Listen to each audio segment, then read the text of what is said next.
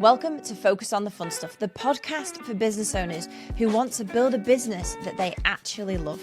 I'm your host, Emma Mills, seven-figure founder of MyPA, the UK's leading virtual PA support agency. And since 2008, MyPA has helped thousands of business owners to buy back their time, get out of the weeds, and focus on what matters most. And every week on the podcast, I'm sharing my own journey live as it happens and interviewing other business owners who've been exactly where you are now.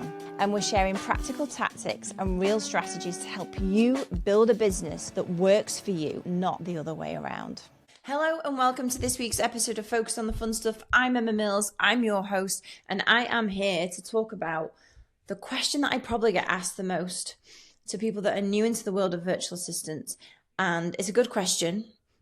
Drum roll, please. The question is, what are the first things that I should be handing off to a virtual assistant? Like, is there a path that I should follow that is the no-brainer, that's going to get me the biggest payback, the quickest reward, the biggest time back into my life?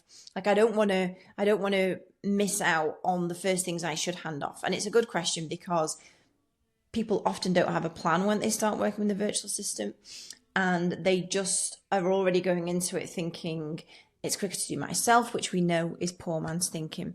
So the biggest mistake is to have no plan. And today we're going to leave this episode with what I believe to be the plan that you should have when you start working with an assistant to go, this is the biggest payback and the quickest reward. I want this episode to prevent anyone from pulling back on using a virtual assistant just before it's about to get really good. And I'm not talking about you just with using us or any other virtual assistant. If whoever it is that you are using, I think a lot of business owners will often pull back just before they're about to reach the breakthrough of things being amazing. For me, there's three reasons why it feels difficult. It feels unnerving. Some business owners struggle to get things over. And the three reasons are, number one, it begs the question when we start to delegate things to somebody else, what are we going to do with that time? And honestly, in 2021, I felt that quite strongly in a slightly different way to what I'm talking about today. But in 2021, MyPA was starting to pick up some serious traction in growth. And via that, we were one by one eliminating things from my to-do list, getting me more support. I was focusing on different things. It was the first time we had somebody else following up on leads, which was Helena. I had a full-time EA. I'd given up all client work. There was none of that anymore. I was still doing quite a lot of like front-facing client journey prospect stuff, but I had given up. I'd also gotten out of managing our PA team, and we'd promoted somebody internally. Anyway, all of these things collided together that towards the end of 2021 into 2022, like there was a lot of stuff happening and I was managing the growth, but there was a lot of things that had been taken off my list. And I remember saying to my mentor at the time, Martin Norbury, we've done all this good stuff. We've cleared all these things off Emma's to-do list. Sometimes I had a bit of a feeling of like, I'm not sure what I'm meant to be doing next. I'm not sure what the next right action is. And so I think that a lot of business owners, when they're not clear on where they're trying to get to, what the highest return activity is, busyness makes us feel productive. Busyness makes us feel good. A lot of business owners revert to, clearing your desk, replying to emails, fiddling about in Zero. That is my Achilles heel. We will revert to things that we know how to do well that take little brain power, and they make us feel busy and productive, because the scarier question sometimes is, what do I do with all of this time back? I'm not going to cover that in this episode, like what do we do with the time back, but it's a really good question to ask, that when you are going to buy time off somebody else, be super clear on, in that 10 hours a week, I am going to spend it learning Facebook ads or speaking to new customers or going out and to networking meetings or visiting prospects, whatever it might be for you, or literally just going home on time. Having a plan of how you're going to use that time that you get back is really, really smart. And that's another podcast episode in itself. But just having that feeling that busy feels valuable. Business owners can confuse the two things of being busy feels valuable, but is the thing you're doing actually valuable? So then if you hand that off, what is the thing you're going to fill it with? And that can be a scarier question sometimes when we're a little bit like, there is nobody. I was only thinking the other day, I was doing PDPs with my leadership team, and I just thought for a fleeting moment, like, there is nobody behind me that does my PDP with me. I have mentors. I have Mike as our fractional COO. I have people that I bounce ideas off, and have people that will be frank with me as well when they think I need to do things differently. But there is no one telling us the way. So it can be scary sometimes to go, but what is the next best use of my time? So I think that is one reason why people will refrain from getting a virtual assistant, but also will pull back quickly if they have the slightest inkling that tasks or things are not going to go as well as they would do them. They'll have a very small margin of error that they'll allow before they go, oh, I'll just do it myself, because it's easier and it makes them feel busy and productive. So I think that's reason one why it can be difficult for business owners. Reason two, I don't know if you've ever heard of the Endowment Effect. And it's an actual psychological study that people value far more greatly the tasks that they do themselves or have done themselves. They will put far more emphasis on how important it is that they are done right because they have done it themselves. That it applies in the same way to objects or items that you own. Like, I might have a jelly cat at home that I am absolutely obsessed with. I love. I wouldn't want to part him for anything. And if I had to sell him, I'd sell him for a very high price because he's very valuable to me. But somebody else wouldn't perceive him in the same way. So the endowment effect means that things that you think you can do well, that only you can do them like that, you put all of this value onto a specific kind of task. If I relate it back to myself, for a very long time, I would run our onboarding calls for our PA team. So on our onboarding calls, we have the dedicated PA. We have some other members of the team who are going to support the clients on there on a video call. We all get to meet. We all get to understand more about the client, understand their personality, understand what their goals are, the tasks that they want to offload to start with. We'll ask loads of questions, pick it all out of them, make a strategic plan, and so on. And the welcome call is our place to go, this is us, this is who you're working with. And so for me, it's really important that that call is high energy, has humor in it, is really high on emotional intelligence, because we are connecting with people in that call. I want every client to leave that call feeling, made the right decision here. I feel supported. Like, we've had so many people on those calls towards the end go, I already feel better. I already know that I've got somebody on my side. Now, for the longest time, I would run them. I would do all the talking, which also wasn't helpful. But I would properly run these calls, and it was difficult for me to even reconcile that anyone else could run these calls as well as I did, I should say, because I don't do them anymore. And it was a source of pain for me as I started to step out to them. And I remember, so my office is next door to the room where they will take place. And so many times I've kind of stopped what I'm doing to strain through the wall to hear how it's going, to see what's going on. And I know you're going to say, like, we have a system, we have a playbook, we have a process of how to run these calls. But still, I'd be like, I know it'd be going so much better if it was me in there. Do you know what? We haven't had any feedback that a welcome call has been a disappointment, has been poorer, has been not effective, that somebody's not enjoyed the experience. Like, okay, mine are different, of course, because that's me and my energy in it. But it didn't mean I put so much emphasis onto how important these welcome calls are. But actually, other people can run them as well. And even if it's 90% as well as you, they are now running without me once, twice, 3 times a week. It's a part of the business now that I don't need to direct or do. And so I've claimed that time back.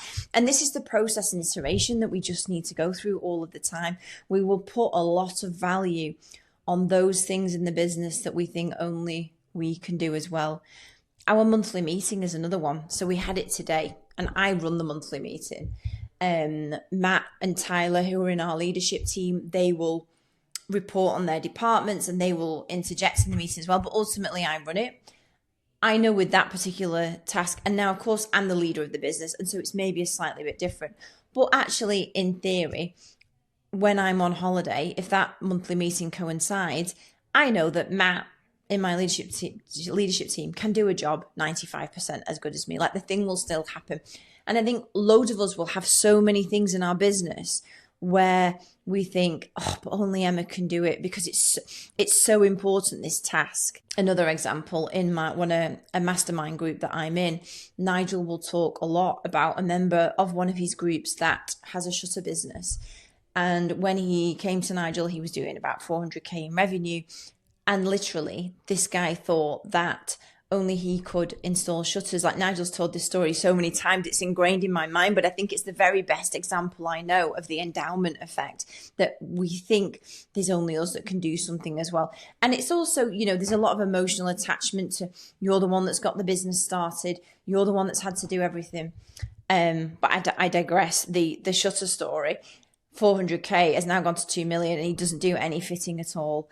So it's just an example of, there will be lots of smaller things that happen daily in our business where we go, oh no, but Emma, I should really do that. I should really, because nobody can do it as good as me. And that does hold us back. And so I think it's just a really interesting concept to be aware of, the endowment effects, because we load value onto things because it's important to us. And one, it probably isn't perceived in the same way by anybody else. And two, I think there is a very, very small list of tasks that could not be done 90-80% as well by somebody else. Something to think about the next time you think, oh, I can't give that to anybody.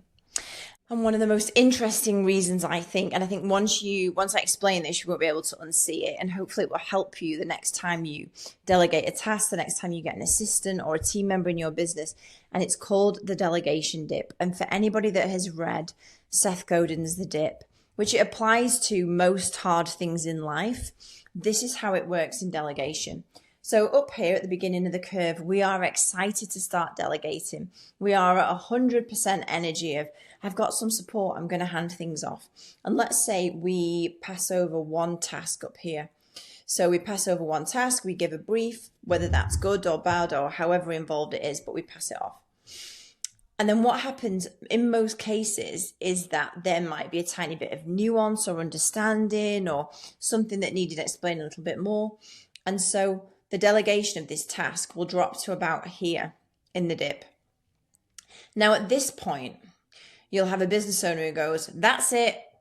Told you virtual assistant does not work for me. It's quicker to do it myself. I may as well just take it back. Forget it. I'm going. Forget it all. I'm doing it. Some business owners will do that at this point. Other business owners who understand the concept that leverage your time is the most important thing you can do, and that also all good things take collaboration from both sides.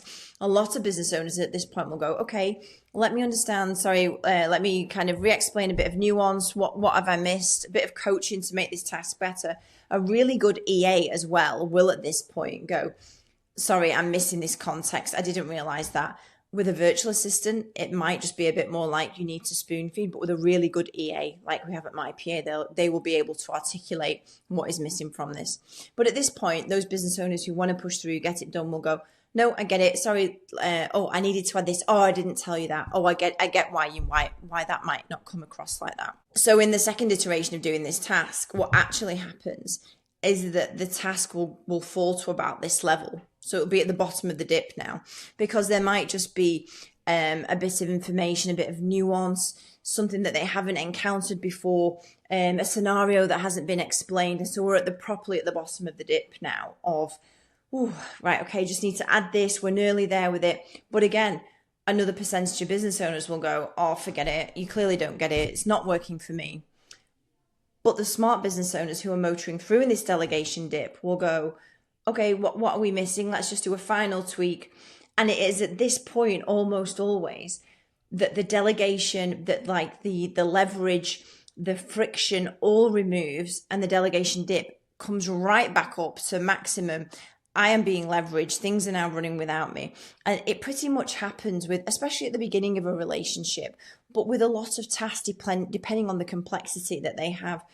And it's at this point up here in the delegation dip that a lot of business owners won't get through, because it will feel too hard, because it's quicker to do it themselves, because they are struggling to reconcile how giving time over to do this isn't just quicker than doing it themselves. I know we're going to mention this phrase a lot in this episode, but it is true. But it's this delegation dip, and it happens in almost all things in life. In training for a marathon, when you don't feel like you're getting any better, and then you run the marathon on the day and you realize all the training you put in paid off.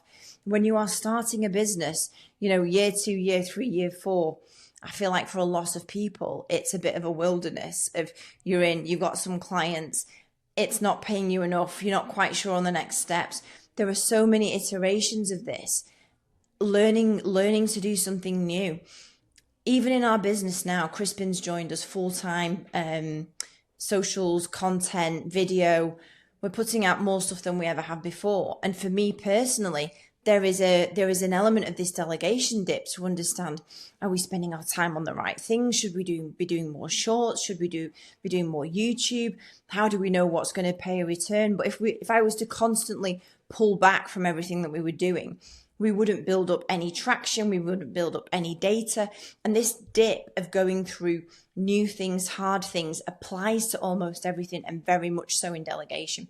So this delegation dip that a lot of business owners will go through will be the thing that will ultimately cost you more money in the long run, because you've now got no time back. You've got no assistant. It's just really painful, but you've capped you and your productivity at a level because you can't get past but nobody can do it better than me. So I think those are the 3 reasons why people struggle to get virtual assistants to work with them. There is this element of, what am I going to do with the extra time? It feels valuable to be busy. The endowment effect, we put so much value onto the things that only we can do because that's how we perceive it. And the delegation dip. There is always an element of making your way through this path of delegation. It is never a straight line. There always might be a bit of information you might have missed, some context that's needed. And it's that ability and willingness to work through the delegation dip that will get you so much time back and so much leverage. So I think with those 3 things, it makes it hard for a lot of people to really get flowing with a virtual assistant. The fact that being busy as a business owner feels valuable, it makes us ask some questions of ourselves, what we're going to do with our time when we're not so busy, and even, are we still being valuable? And number 2 is the endowment effects, like the value we put onto the things that we're doing, and it's totally from our perception. It doesn't even mean that they are that valuable, but we also think that nobody else can do them as good as us. And number 3 is the delegation dip.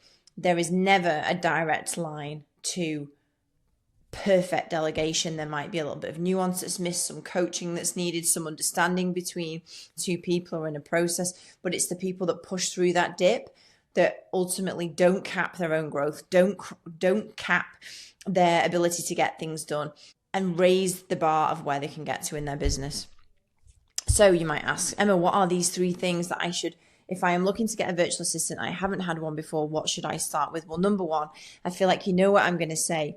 It is high frequency tasks that are going to keep you distracted. And that is always, still in this day and age, with every AI fixer under the sun, is inbox. The inbox is the king and queen of micro distractions, and having someone that will clear it 2 to 3 times a day, will archive, triage, file and draft replies, and will give you an end of day update with only the key curated emails that actually need your approval, some nuance or information. Having that in your life, I still think for most business owners, is the biggest win in terms of reclaiming uninterrupted time to meaningfully move things forward. So it's honestly as simple as that. Inbox triage and gatekeeping, and it is totally possible for somebody else to take over that completely, and that you only get asked questions about it, and that also you don't feel like you're missing anything. You know exactly where everything's up to, and you only have to input on the most important things. That is possible. That would always be my number 1 go-to. Number 2 on the list of things to give to your virtual assistant first is calendar and meeting logistics. Again, it is like a high frequency micro distraction.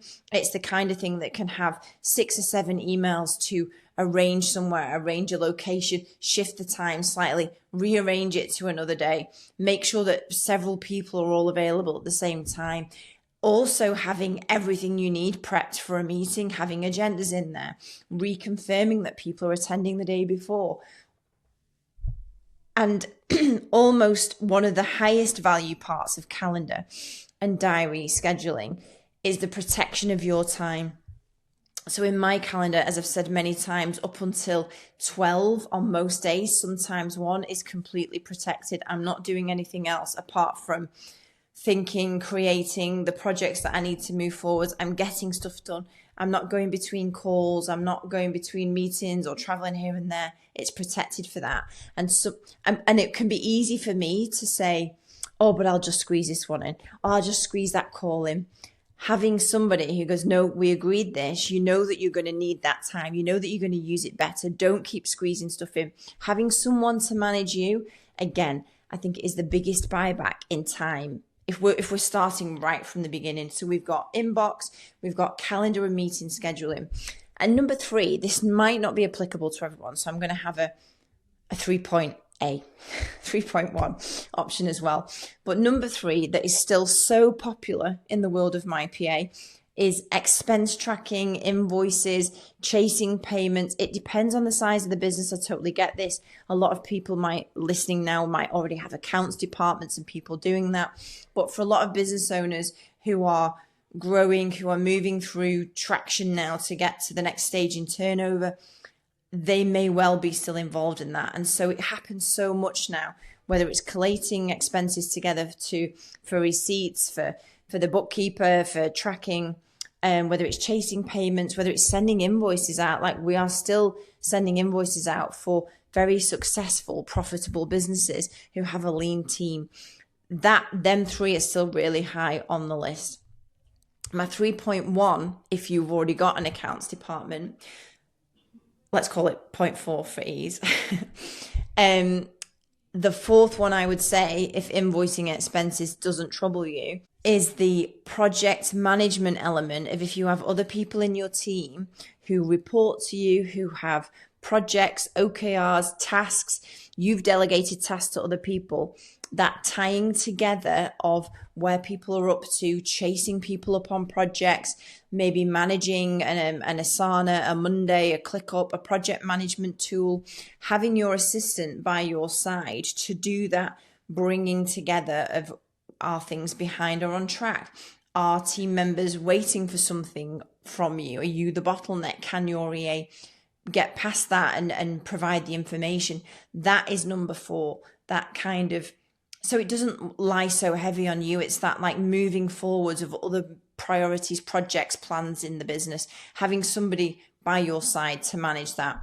They are the top 4. They are by no means covering all the things that we do for our clients in here. And I am going to do an episode coming up on the family assistant, because I think so many people miss out on realizing that you can totally get personal help. And it's not something only super successful multimillionaires do, or which I think kind of crosses a lot of people's minds.